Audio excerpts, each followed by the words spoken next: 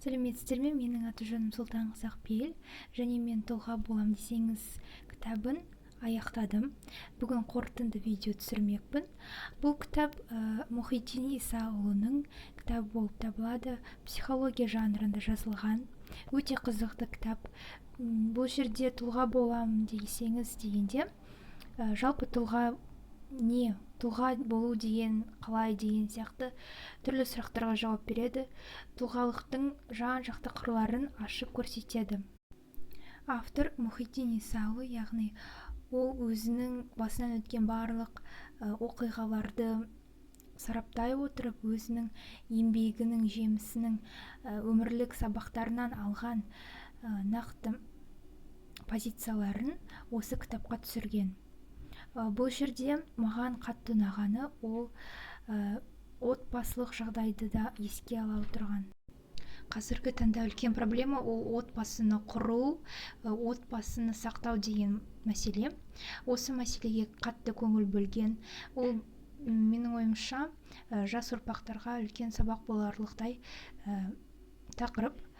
Соны біле отыра ол түрлі мысалдар келтіреді. Сонымен қатар бала тәрбиесіне де өте көп көңіл бөлу керектігін ескереді. Өйткені бала ол біздің болашағымыз, біздің болашағымыздың бір бастауы. Оларға дұрыс тәрбие берсек, біздің болашағымыз айқын болары анық. Балаға тәрбие бермес бұрын адам өзіне бірінші қарау керек дейді.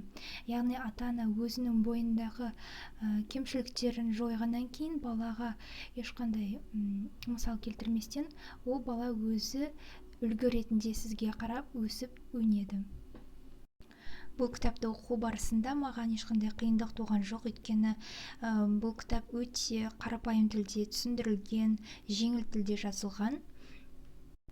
Керісінше мен көп сабақ алдым, мотивация алдым. Болашақта қандай қателіктерді жібермеу керек, соны жақсылап біліп алдым. Осы кітапты оқығаныма өте қуаныштымын, және барлықтарыңа кеңес беремін. Бұл кітапты оқысаңыз, өзіңізге үлкен өмірлік сабақ аласыз.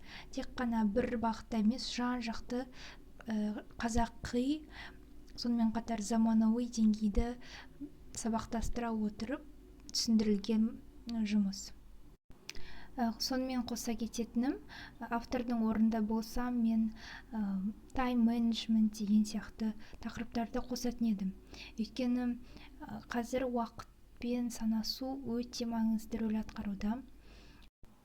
Тайм-менеджмент тек қана маған емес, барлық қоғамдағы адамдарға қызық әрі керек дүние. Менің айтарым осы. Назарларыңызға рахмет. Осы кітапты міндетті түрде оқыңыздар. Мен сіздерге кеңес беремін.